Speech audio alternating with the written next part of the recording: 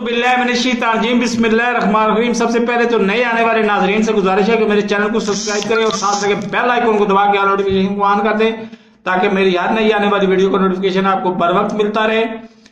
उस्मान डार ने 11th our programme में वसीम बदामी से बात करते हुए ये ब्यूरोक्रेसी को वार्निंग दी है, नसीहत की है कि तुम हमजा शहबाज के किसी गैर आईनी हुक्म को ना मानना, क्योंकि कल की डेट में हमने इक़्तिदार संभाल लेना है।